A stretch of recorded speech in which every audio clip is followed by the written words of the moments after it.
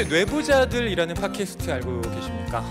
사실 이 뇌부자들은 정신건강의학을 전공한 전문의들이 모여서 우리 생활에서 나타나는 여러 가지 그 심리적인 문제들을 함께 좀 상담해주는 프로그램으로 시작됐죠. 이분은 뇌부자들의 얼굴을 담당하고 있다라고 얘기를 하시는데 정신건강의학과 전문의 허규영 선생님이 지금 밑에 준비하고 계신데요. 여러분 환영의 박수 부탁드립니다.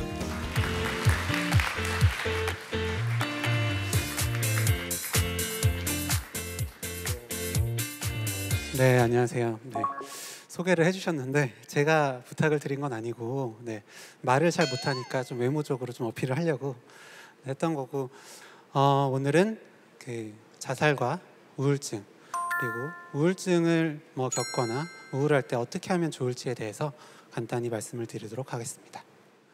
OECD 국가 중에 우리나라가 계속해서 1위였다라고 하죠. 올해는 2위가 됐습니다. 계속해서 자살률이 떨어져서이기도 하지만 사실 리투아니아라는 이제 나라가 OECD에 새로 가입을 하게 되면서 2위로 밀리게 된 건데요. 실제로 보면 꾸준히 떨어지고 있습니다. 지금 그래서 지금 1년에 10만 명당 24.3명 정도의 자살률을 보이고 있습니다. 이건 자살이 개인의 문제뿐만이 아니라 이제 국가적인 사회의 문제라는 인식이 됐고 자살을 했을 때 역시 미치는 영향이 사회에 또 영향을 주기 때문에 국가 정책적으로도 계속 노력을 해서 이렇게 떨어지고 있다. 특히 또 노년에서의 우울증이 떨어지고 있기 때문에 이런 결과를 보여주고 있다고 해석을 하는데요. 자살 동기를 보시면 아마 예상하셨겠지만 정신과적 이런 심리적인 어려움이 가장 큰 부분을 차지합니다. 그리고 그 이후에 경제적인 문제, 육체적인 질병으로 인한 어려움 등이 그 뒤를 따르고 있는데요. 사실은 육체적 질병이나 경제생활 문제가 있다 하더라도 결국 자살을 하게 만들었을 때는 중간에 분명히 어떤 우울증, 알코올 문제 같은 정신과적 문제가 분명히 동반이 되어 있지 않았을까. 병원의 상담센터에 내원하지 않았을 뿐 아마 같이 있었던 분들이 많으셨을 거라 생각을 합니다. 이 41세에서 50대를 보면서 가장 느낀 게 오늘 얘기하고자 하는 이제 이 I'm not fine 주제와 가장 맞는 세대가 아닌가라는 생각을 했어요. 부모님을 부양해야 되고 그리고 자녀들은 아직 성인이 되지 않아서 자녀들도 책임져야 하는 그런 나이라고 생각이 들었고 내가 I'm not fine 하다, 나 괜찮지 않다 라고 얘기하면 집안이 다 무너져 버릴 것 같으니까 더더욱 자기의 그런 심리적인 어려움도 부인하고 그래서 결국 이분도 경제적인 어려움이라고 되어 있지만 사실은 그런 심리적인 정신적인 어려움이 동반되어 있지 않았을까라는 생각이 듭니다. 이제 우울증에 대해서 좀 더 말씀을 드리려고 하는데 우울증은 평생 유병률이 여성에서는 20%에서 25% 정도 된다고 합니다. 그러니까 평생 동안 5명 중에 1명 정도는 겪는다고 생각을 하시면 되겠죠. 남성은 그거보다 한 반 정도 겪는데 그만큼 우울증이 많이들 겪고 그래서 마음의 감기라고들 하잖아요. 마음의 감기라고 표현은 하지만 실제로 영향을 주는 건 거의 일상생활, 가족, 사회에 영향을 미칠 만큼 암이나 심혈관 질환, 당뇨, 고혈압만큼이나 무서운 질환이 우울증이고요. 저희가 그래서 말씀드렸던 건 우울증이라도 얘기해도 괜찮아, 우울증도 함께하면 괜찮아 라는 식으로 좀 더 설명을 드렸었습니다. 이 우울증이 약간 마음의 문제다, 의지가 약해서 그렇다 라는 얘기들을 많이 하는데 그렇지 않다는 겁니다. 여기서 보면은 뇌의 활성도를 보여주는 그런 연구인데 이 왼쪽이 이제 우울하지 않은 사람의 뇌고 오른쪽은 우울한 사람의 뇌예요. 이게 산소를 얼마나 쓰는지 혈관의 혈류가 얼마나 되는지를 측정한 건데 딱 보시기에도 우울하지 않은 사람의 뇌는 굉장히 활발해 보이는데 우울한 사람의 뇌는 굉장히 얼어붙고 무기력하고 처져 있는 그런 느낌을 주죠. 실제로 뇌에도 이런 활성의 변화가 생긴다는 겁니다.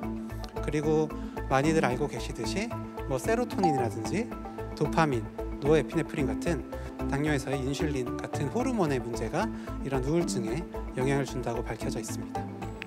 그리고 이 감정은 생각과 행동에 영향을 주고 이 생각, 감정, 행동은 서로 연관이 돼 있는데 우울하면 어떻죠? 굉장히 처지고 아무것도 하기 싫고 그러면 아무것도 하지 않는 내 자신이 되게 한심하고 무가치하게 느껴지죠. 그러면 또 우울해지고요. 이런 악순환을 반복하게 되는데 굉장히 간단한 것도 하지 못해요. 야, 우울한데 나가서 뭐 영화도 보고 산책하고 친구 만나면 기분 좋아지잖아 라고 얘기를 하는데 우울증 환자분들은 그게 되지 않는 겁니다. 그러면서 나는 왜 이 간단한 것도 하지 못할까 하면서 또 자책하게 되고 또 더 우울하게 되죠. 이런 감정과 생각, 행동의 변화는 마음이나 의지의 문제가 아니라 이런 뇌의 변화, 여기 좀 생물학적인 변화가 동반이 되어 있는 건데 당뇨 환자한테 야, 혈당 낮출 수 있잖아 라고 그냥 얘기를 하는 거예요. 인슐린 분비 네가 조절할 수 있잖아. 고혈압 환자한테 혈압 낮추면 되지, 혈관 확장시키면 되잖아. 말이 안 되는 거잖아요. 근데 저희는 말이 안 되는 걸 너무 당연하게 강요를 하는 거죠.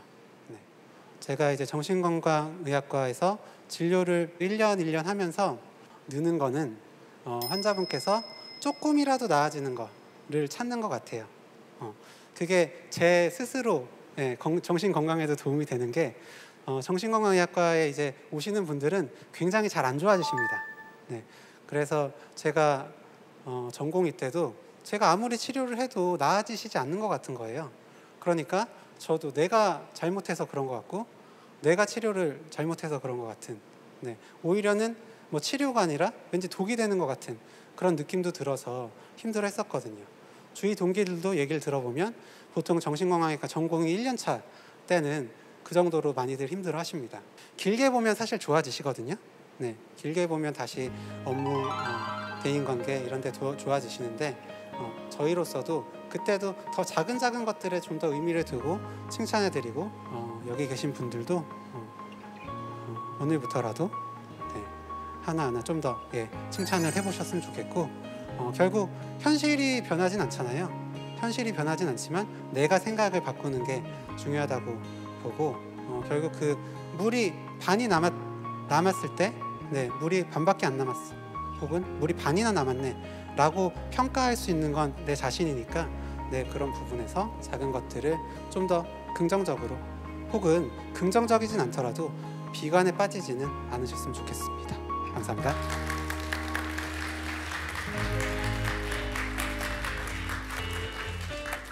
네, 허규영 선생님의 열강 잘 들었습니다. 저는 선생님의 말씀을 들으면서 영화가 하나 떠오르더라고요. 여러분 혹시 브래들리 쿠퍼와 제니퍼 로렌스가 주연을 맡았던 실버 라이닝 플레이북이라는 영화 보셨습니까? 거기에 보면 꼭 허규영 선생님 같은 상담가가 나옵니다. 그래서 그 브래들리 쿠퍼가 이제 팻이라는 인물로 나오는데 아내를 잃고 난 뒤에 폭력적인 성향, 물론 그 전에도 그 성향이 있지만 그걸 가지고 이제 상담을 받아요. 근데 팻이 자기한테 내리는 처방 중에 하나가 운동을 정말 열심히 하는 거거든요. 근데 그런 운동을 열심히 하는 게 이런 뭐 우울감을 좀 호전시키는데 도움이 되나요? 실제로 운동을 하면 그냥 걷기 운동만 해도 정신 건강에 도움이 된다. 우울감, 우울증의 이제 점수, 그러니까 우울증 정도가 낮아진다라는 연구가 있는데요. 그런 연구가 있으니까 너도 열심히 해. 라는 거는 좋지 않고요. 그냥 스스로 이제 해봤는데 해도 뭐 좋아지는 것도 없는 것 같고 예전보다 안 되더라도 만약에 하셨으면 그거 가지고 나 이렇게 힘든데도 오늘 했다 라면서도 칭찬하는 게 좋을 것 같고요. 운동은 어쨌든 도움이 된다. 말씀드리고 싶습니다. 그 우울에 대해서 이야기를 하고 있는데 실은 우울감과 우울증이 좀 어떻게 다른지, 이를테면 저도 실은 날씨에 따라서 기분 변화가 좀 심한 편이거든요. 아침에 일어나는데 막 날이 우중충하고 뭐 비도 오고 그러면 내 인생이 왜 이러지? 꼭 저 날씨가 제 기분처럼 느껴지고 혹은 날씨가 정말 화창하면 제 기분도 덩달아 좋아져서 오늘은 뭔가 잘 될 것 같아 라는 생각이 이상하게 들기도 하더라고요. 그렇죠. 그러니까 이건 말하자면 우울증이 아니라 그냥 우울감을 느끼는 것이고 우울증은 자기가 어떻게 할 수 없는 어떤 감정이라고 정리를 하면 될까요? 그런 질적인 변화다라고 생각을 하시면 이해를 하시면 참 좋을 것 같고요. 우울증은 기후나 계절처럼 2주 이상의 기간 동안 거의 매일 그리고 하루 중 대부분 우울하거나 흥미가 없거나 이럴 때 그리고 다른 뭐 집중력 저하나 뭐 부정적인 생각들, 뭐 식욕이나 수면의 변화, 네, 그런 여러 가지 다른 증상들이 같이 있고 그게 일상생활에 지장을 줄 때 저희가 우울증이다라고 하니까 질적인 차이 그리고 기간의 차이 등이 있다고 생각하시면 좋을 것 같아요. 예. 오늘 이 강연을 통해서 또 많은 분들이 혹시 내가 병원에 가야 한다면 허규영 선생님이 계신 곳으로 가야겠다라는 생각이 드셨을지도 모르겠습니다. 오늘 좋은 강연해 주신 허규영 선생님께 다시 한번 큰 박수 부탁드리겠습니다. 감사합니다.